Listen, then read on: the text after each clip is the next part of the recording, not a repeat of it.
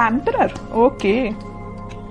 7 of swords, empress. क्या आपकी इस पर्सनैलिटी से कौन अट्रैक्ट नहीं होगा? सभी अट्रैक्ट हो जाएंगे भाई। एम्परर की भी पर्सनैलिटी आप में है, एम्प्रेस की भी है ना। जहाँ हार्ड वर्क होना चाहिए आप हार्ड वर्क करते हो, जहाँ स्मार्ट वर्क होना चाहिए स्मार्ट वर्क करते हो, जहाँ पे लोगों को कैसे डील करना, सबसे मेन चीज मैं यहाँ बोलूंगी इन दोनों एनर्जी से जो मुझे नजर आ रहा है, मेन चीज यही है कि आप में लोगों को डील करने की क्वालिटी आ गई है। अभी तक आपको नहीं पता चलता था कि किस पर्सन को कैसे डील करना है, बट देखिए बीच में जो कार्ड निकल के आया है ना, 7 ऑफ सॉर्ड्स, आप में वो सारी क्वालिटीज आ गई हैं। How to deal persons and how to deal negative peoples, सारी क्वालिटीज आप में आ गई हैं। और ये क्वालिटी कैसे आई है पता है आपको? देखिए आपकी रीडिंग में मैंने नोटिस किया था, पिछली रीडिंग में भी टावर कार्ड निकल के आया था, इस रीडिंग में टावर निकल के आया, बट कहाँ निकल के आया टावर? बॉटम में निकल के आया है टावर कार्ड, ठीक है, वो भी 7 ऑफ पेंटिकल्स के साथ। तो मैं एक चीज यहाँ आपको क्लैरिटी दे दूं पहले, ये जो टावर कार्ड निकला है ना, निकला बॉटम में है कार्ड्स के, तो ये आपकी एंडिंग ही है, मींस आपके नेगेटिव चीजों का एंड होना। अभी तक आप टावर मूवमेंट से डील कर रहे थे, आई नो। कुछ लोगों की लाइफ में उनके फैमिली मेंबर्स हैं, कुछ लोगों की लाइफ में उनके नेगेटिव लोग, कुछ फ्रेंड्स हैं, कुछ लोगों के पार्टनर ही नेगेटिव हैं, है ना। कुछ लोगों ने थर्ड पार्टी सिचुएशन में रखा, आपके पार्टनर ने आपको, मीन्स बहुत सारे डिफरेंट टाइप्स की सिचुएशन से आप डील कर रहे हो, मतलब टावर मूवमेंट से डील किया है आप लोगों ने। तो मैं आपको एक चीज यहाँ क्लैरिटी दे दूं, जितनी भी नेगेटिविटी थी, जितनी भी टेंशन्स थी, जितनी भी आपने अभी तक स्ट्रगल किया, वो सारी चीजों का एंड होने वाला है।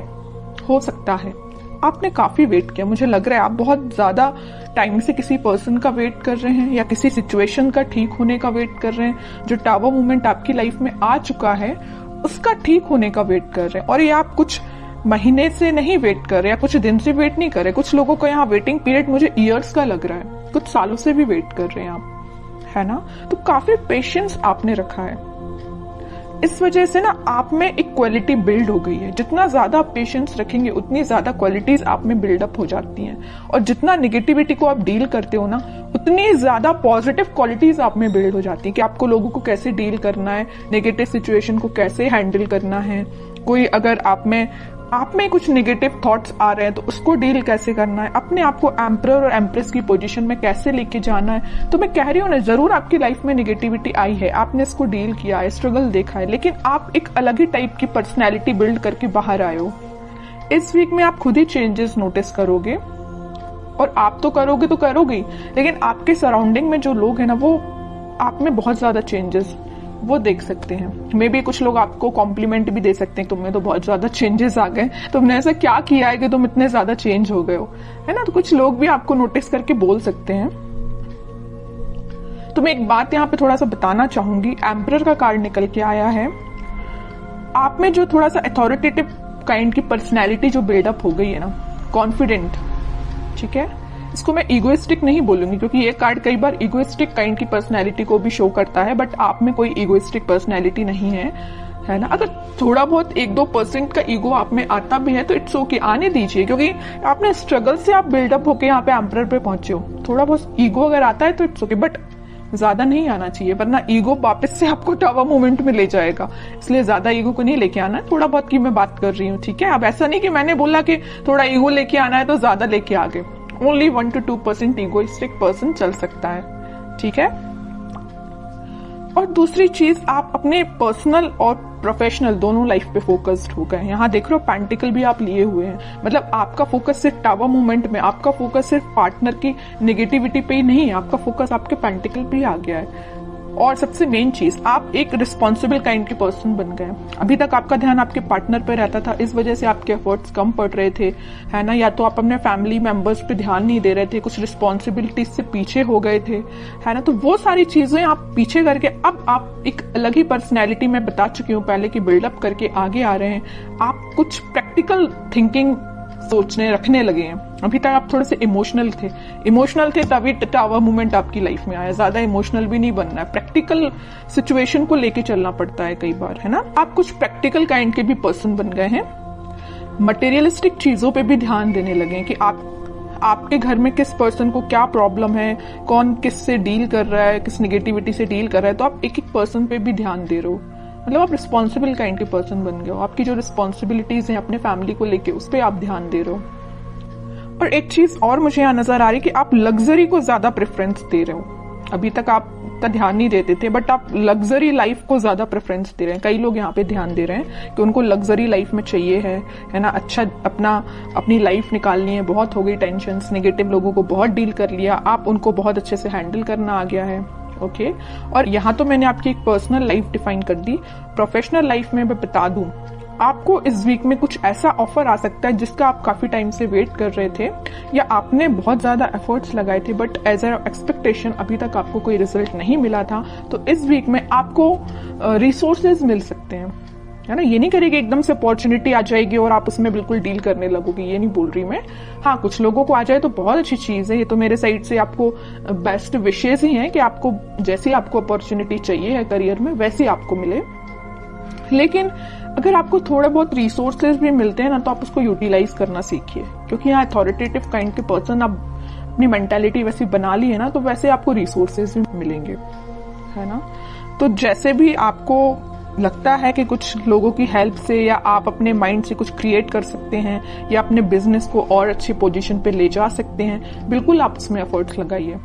आप बिल्कुल एम्परर की पोजीशन में जाएंगे, ठीक है। अब वही है ना कि आप अगर चाहें तो लोगों से सलाह ले सकते हैं, लेकिन ऐसा नहीं कि सलाह लेना है तो सलाह ही लीजिए, है ना। ऐसा नहीं कि उन्होंने जो बोल दिया वही आपको करना है।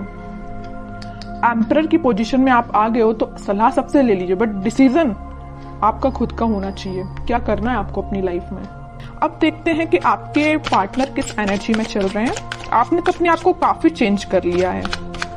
अब आपको फर्क नहीं पड़ता कितनी भी नेगेटिविटी आपकी लाइफ में आ जाए, और अभी पड़ता है ना फर्क, तो चेंज हो जाइए थोड़ा सा, क्योंकि अगर आप नेगेटिविटी पे ही फोकस करके बैठे रहेंगे ना, तो कभी लाइफ में आगे नहीं बढ़ पाएंगे, ठीक है।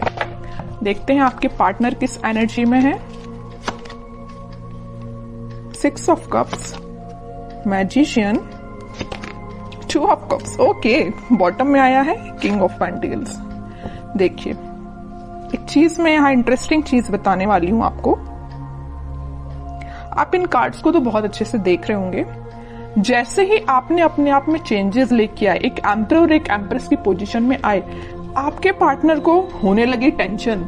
देख रहे हो, बॉटम में आया है 9 ऑफ सॉर्ड्स का कार्ड। इतनी ज्यादा टेंशन होने लगी, उनको अब समझ में आने लगा कि भाई आप ही उनके सोलमेट थे। उन्होंने आपको क्या तो भी टावर मूवमेंट दिया, वो आपकी सिचुएशन पे डिपेंड होगा। किसी को थर्ड पार्टी में रखा, किसी से कम्युनिकेशन नहीं किया, किसी को कोई और प्रॉब्लम क्रिएट कर दी, जो भी चीजें आप अपने हिसाब से उसको लीजिए। तो जो भी टावर मूवमेंट आपकी लाइफ में वो लेके आए ना, उनको एकदम से फिर बाद में रियलाइज हुआ कि यू आर देयर सोलमेट, है ना। अब वो मैनिफेस्ट कर रहे हैं, आपसे रियूनियन करना चाहते हैं, आपको ऑफर देना चाहते हैं। यहाँ देख रहे हो ना, यहाँ पे वो कप ऑफर कर रहे हैं तो आपको कर रहे हैं, वो मैनिफेस्ट कर रहे हैं। उनके बैक ऑफ द माइंड ये सारी चीजें चल रही हैं, है ना। वो भी किंग की पोजीशन में तो आ गए, किंग ऑफ पेंटिकल। उनका ध्यान आपको ऑफर देने का है ना। तीनों के तीनों कार्ड जो आए हैं ना, वो सारे यही बता रहे हैं कि आपके साथ वो रिकनेक्ट होना चाहते हैं, मैनिफेस्ट कर रहे हैं। मे बी प्रेयर्स कर रहे हो, स्पिरिचुअलिटी से कनेक्ट कर रहे हो अपने आप को, वापस से आपसे कनेक्शन बनाया जाए। इंट्यूशन भी उनका काफी स्ट्रांग होते हुए दिख रहा है मुझे।